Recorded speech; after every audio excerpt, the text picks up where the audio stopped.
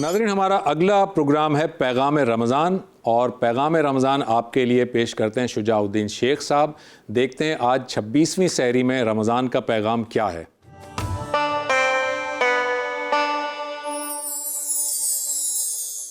الحمدللہ رب العالمین والصلاة والسلام علی سید الانبیاء والمرسلین، اما بعد، اعوذ باللہ من الشیطان الرجیم، بسم اللہ الرحمن الرحیم۔ کنتم خیر امۃ اخرجت للناس تأمرون بالمعروف وتنہون عن المنکر وتؤمنون باللہ، صدق اللہ العظیم۔ اللہم صلی وسلم علی نبینا محمد، رب اشرح لی صدری ویسر لی امری واحلل عقدۃ من لسانی یفقہوا قولی واجعل لی وزیرا من اہلی، آمین یا رب العالمین۔ ناظرین کرام، السلام علیکم ورحمۃ اللہ وبرکاتہ۔ نبی اکرم صلی اللہ علیہ وسلم خاتم الانبیاء ہیں، آپ پر آ کر نبوت ختم ہو گئی اور اب قیامت تک کے لیے رسول اللہ صلی اللہ علیہ وسلم کی رسالت جاری ہے۔ اسی لیے ہم کیا ترجمہ کرتے ہیں کلمے کا؟ لا الہ الا اللہ، اللہ کے سوا کوئی الہ، کوئی معبود نہیں، محمد الرسول اللہ، محمد صلی اللہ علیہ وسلم اللہ کے رسول ہیں، قیامت تک آپ کی رسالت جاری ہے۔ البتہ وہ رسولوں والا کام، اللہ کا پیغام مخلوق کو پہنچانا، بندوں کو پہنچانا، اللہ کے بندوں پر اللہ کا دین قائم اور نافذ کرنے کی اسٹرگل اور جد و جہد کرنا، یہ محنت جو حضور کر رہے تھے صلی اللہ علیہ وسلم، اب آپ کی ختم نبوت کے بعد یہ امت مسلمہ کے کاندھوں پر ہے۔ حجۃ الوداع کا موقع، نبی صلی اللہ علیہ وسلم نے ارشاد فرمایا، میں آخری نبی اور رسول ہوں، میرے بعد کوئی نبی نہیں، اور تم آخری امت ہو، تمہارے بعد کوئی امت نہیں۔ اب 1.25 لاکھ انبیاء اور رسول علیہم السلام کو چن لیے جانے کے بعد اور ختم نبوت کے اعلان کے بعد رسول اکرم علیہ السلام کی امت کو چنا گیا ہے۔ سبحان اللہ، 1.25 لاکھ انبیاء اور رسول علیہم السلام کو کم و بیش اللہ تعالیٰ نے چنا، اور آدم علیہ السلام سے لے کر یہ سلسلہ رسول اکرم علیہ السلام تک جاری رہ کر ختم ہو گیا، نبوت کے ختم ہونے کا اعلان ہو گیا۔ اب حضور کی امت ہے جو اس پیغام کو آگے لے کر بڑھے گی۔ اس معنی میں ہمیں خیر امت کہا گیا۔ یہ خیر امت کے الفاظ تو ہمیں یاد ہیں، مگر غور کرنا چاہیے، کیا آج ہم خیر امت ہونا ڈیزرو کرتے ہیں؟ کیا آج ہم خیر امت نظر آتے ہیں؟ ہم خیر امت کیوں ہیں؟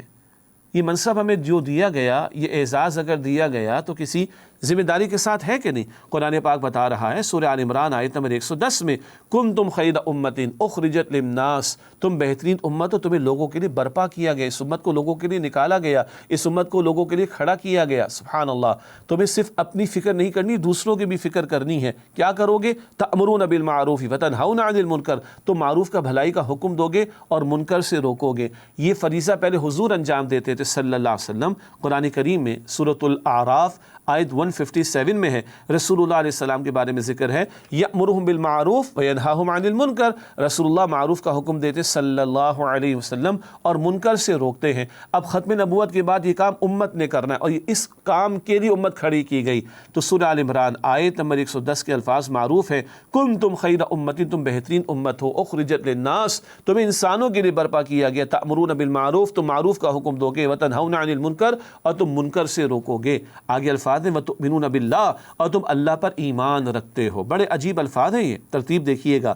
قرآن پاک میں عام طور پر ایمان کا ذکر پہلے آتا ہے، عمل کا ذکر بعد میں آتا ہے۔ آمنوا وعملوا الصالحات سورہ عصر میں بھی ہے، ایمان کا ذکر پہلے آتا ہے، عمل کا ذکر بعد میں آتا ہے۔ مگر یہ آیت جو مشہور ہے آل عمران آیت نمبر 110، یہاں عمل کا ذکر پہلے، ایمان کا ذکر بعد میں۔ عمل کیا بتایا؟ تم نیکی کا حکم دو گے، بدی سے روکو گے۔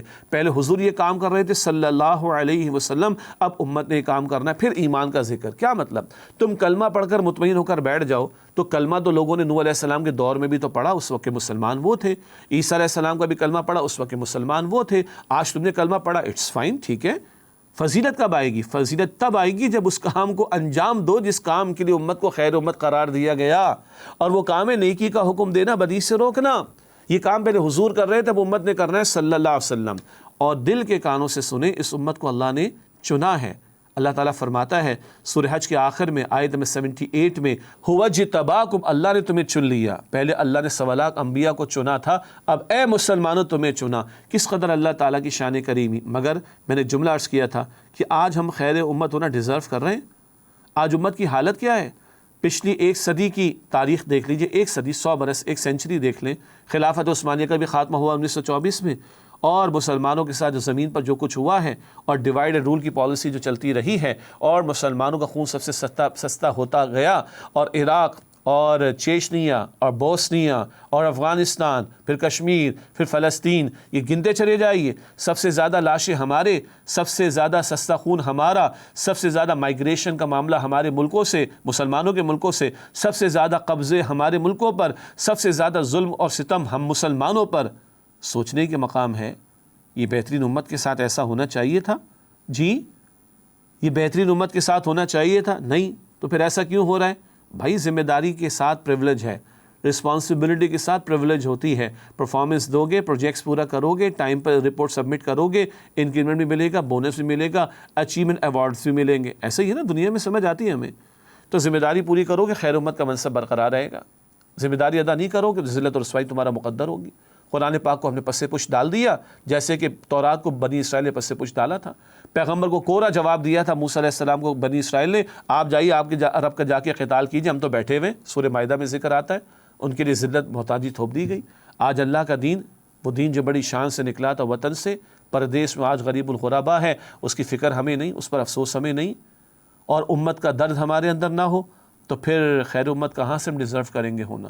خیر امت تب ہوں گے واقعتاً جب امت والے کام کو انجام دیں، خود نیک بنے، دوسروں کو نیکی کی دعوت دیں، بدی سے بچیں، بدی سے بچانے کی کوشش کریں۔ اور سب سے بڑی بدی کیا ہے؟ ظلم کا نظام، اس کے خاتمے کی جد و جہد کرنا، یہ رسولوں کی ذمہ داری تھی، آج یہ اس امت کی ذمہ داری ہے۔ اللہ امت والے کام کی مجھے اور آپ کو، ہم سب کو توفیق عطا فرمائے، اور اپنے دین کے غلبے کی جد و جہد کے لیے اور سارے عالم اسلام کے پیغام کو عام کرنے کے لیے محنت کرنے کی توفیق عطا فرمائے۔ آمین یا رب العالمین۔ وآخر دعوانا ان الحمد للہ رب العالمین، والسلام علیکم ورحمۃ اللہ وبرکاتہ۔